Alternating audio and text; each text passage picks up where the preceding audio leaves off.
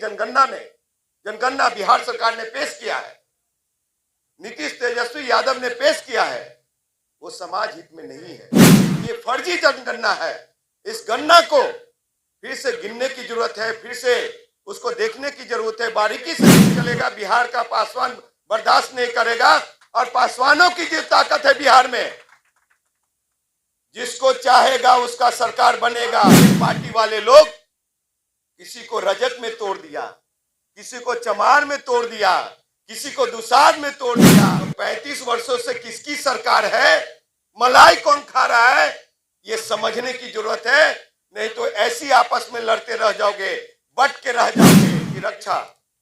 और दलित युवा संवाद पे मैं इतना ही कहना चाहूंगा कि आज जो बिहार की हालात है और बिहार सरकार की जो हालात है वो कुछ ठीक नहीं है। हमारे समाज में ही जब मनुवाद के लोग, ब्राह्मणवाद के लोग संघ भाजपा के पैर छूने में रहे, बड़े बड़े आकाओं को पैर छूने में लगे रहे, तो वो हमारा बेटा, हमारा समाज का नेतृत्व करता कभी नहीं हो सकता। वो कौन है? वो गद्दार है। और संविधान की सुरक्षा का एक ही मायने निकलता है, रक्षा की एक ही मायने निकलता है कि बगिया का फूल वही सुहावना लगता है जिस बगिया में हर एक तरह का फूल खिले। और उस ताकत को अगर हम लोग नहीं पहचानते हैं, अगर नहीं समझ पा रहे हैं, तो हमारी युवा नौजवानों में बौद्धिकता कहां चली गई है, ये समझ के परे है। साथियों, आपको बता दूं कि हमारे नेतृत्वकर्ता संघर्ष तो करते हैं।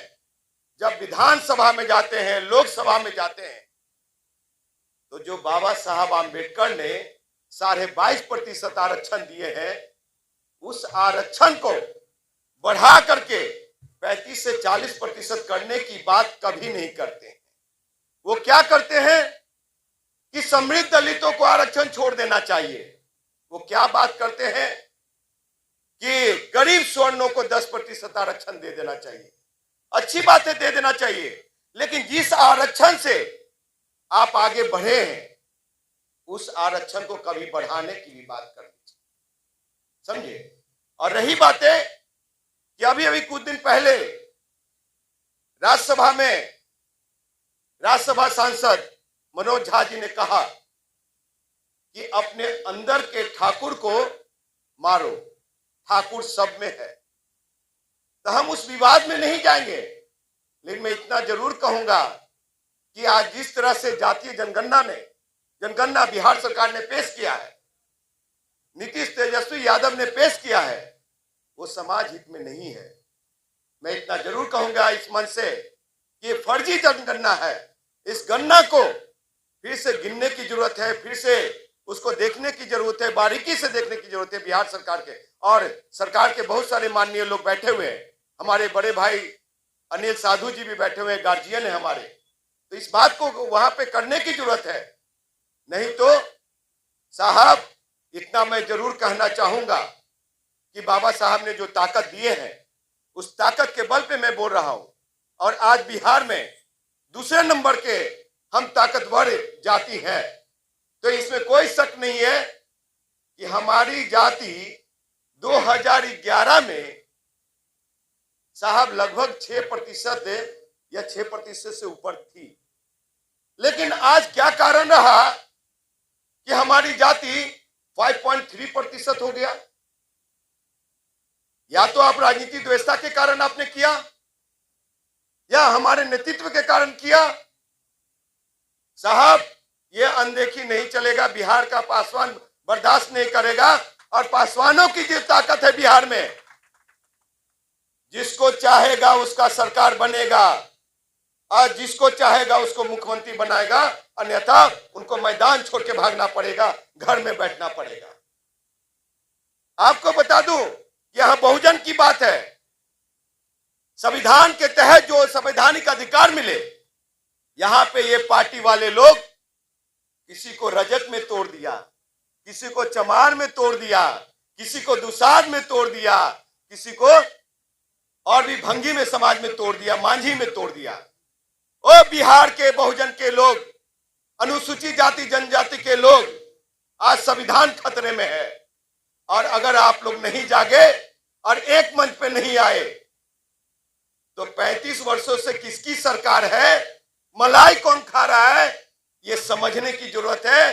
नहीं तो ऐसी आपस में लड़ते रह जाओगे, बट के रह जाओगे, फिर कुछ नहीं मिलने वाला है और पीछे लग्गू रह करके पिछलग्गू रह करके बन करके रह जाओगे। ये हालात है साहब। मैं हरिकेश्वर बाबू को इतना जरूर कहूंगा, गार्जियन स्वरूप श्याम रजक जी को, क्योंकि ये जब बुलंद सितारों पे थे तो हम अपने पिताजी के साथ उंगली पकड़ के कभी कभी जाया करते थे। घर पे जरूर मिठाई लड्डू मिल जाया करता था, पानी मिल जाया करता था। हमारे अंकल ईश्वरी राम पासवान जी भी इस दुनिया में नहीं है, वो भी जगन्नाथ मिश्र के टाइम पे कैबिनेट मंत्री थे बिहार सरकार। और आज जो मैं बोल रहा हूं तो बाबा साहब आम्बेडकर के संविधान के ताकतों पे और ईश्वरी राम पासवान के ताकतों पे मैं बोल रहा हूं। मैं और वो नहीं होते, वो नहीं बढ़ाए होते तो आज राजकुमार पासवान नहीं होता। हम भी माटी टाटी से निकले, महुआ से पटना आए, पटना के बाद दिल्ली गए साहब, दिल्ली से इंजीनियरिंग किया, दिल्ली विश्वविद्यालय में जूनियर इंजीनियर रहा, फिर कुछ दिन असिस्टेंट इंजीनियर भी रहा, नौकरी छोड़ करके राजनीति में आया। इसका मतलब ये नहीं कि आप लोग एक ही घर के पूजन करते रहे। इस मंच पे भी बैठा हुआ लोग एक से एक महारथी है। दीर्घ ये जो कहते हैं कार्यक्रम दीर्घा में भी हमारा अमर आजाद भाई है, चंदन भाई है, वीरेंद्र भाई है, इंजीनियर राजकुमार पासवान है। हम लोगों को कब मौका मिलेगा, आप लोग कब मौका देंगे, ये चिंतनीय विषय है साहब। जो समाज एक देवता और एक नेता को पूजा करेगा, वो समाज कभी आगे नहीं बढ़ सकता। आपको ये मैं लिख करके दे रहा हूं मैं। लेकिन आप लोग क्या करते हैं, आप लोग क्या करते हैं, कुछ तो हमारे समाज में ही, जाति में ही ऐसे लोग हैं कि ब्राह्मणवाद मनुवाद के गोद में जाकर के बैठे रहते हैं। समझे, राजकुमार पासवान कुछ बोलता है तो कहता है क्या ये तो पागल है, ये तो मेंटल है। अरे भैया पागल नहीं है। जो अभी भाई ने सामने कहा कि जंगल में आग लगी थी और एक चिड़िया की बच्ची छोटी सी जंगल के आग की बुझाने के लिए अपने चोंच में पानी लेके जा रही थी, तो वो इतिहास लिख रही थी और लोग भगेरू थे। तो उस इतिहास को मैं लिख रहा हूं और इतना जरूर कह दूंगा शीर्ष नेताओं को कि अगर मुखर होकर बोलना नहीं आता है तो कम से कम ठीक से दलाली भी कर लो, दलाल भी बन जाओ, अच्छा रहेगा भविष्य के लिए। नहीं तो ये संविधान को दिखा करके, समाज को बेच करके एजेंट गिरी मत करो, समाज को बेचो मत। नहीं तो गांव देहात में जो स्थिति है, आज भी चलिए महुआ, आज भी चलिए यहाँ पे महनार में चकियाज गांव जाइए, आज दुसाधो की स्थिति क्या है, हमारे चमारो भाई की स्थिति क्या है, रजक भाई की क्या स्थिति है। तो बहुजन के लोग किस दिशा में जा रहे हैं, हमारे अनुसूचित जाति जनजाति के लोग। तो सबसे पहले हम लोगों को अपनी आरक्षण की हिफाजत के लिए सारे युवा नौजवानों को, एक सोच वाले लोगों को एकजुट होना पड़ेगा। नहीं तो यही होगा रे भाई कि हम लोग पिछलग्गू लग करके और पिछड़ा के सरकार बनाते रहेंगे। और जिस दिन हम लोग एकजुट हो गए अनुसूचित जाति जनजाति, तो फिर किसी को भी बिहार से उखाड़ के फेंकने की ताकत रखते हैं। इन्हीं चंद शब्दों के साथ मैं अपने वाणी को विराम देता हूं, क्योंकि सभी लोगों को बोलना है, सभी लोगों को सुनना है। राजकुमार पासवान का जय भीम, जय संविधान, जय अम्बेडकर, जय बहुजन। नमस्कार।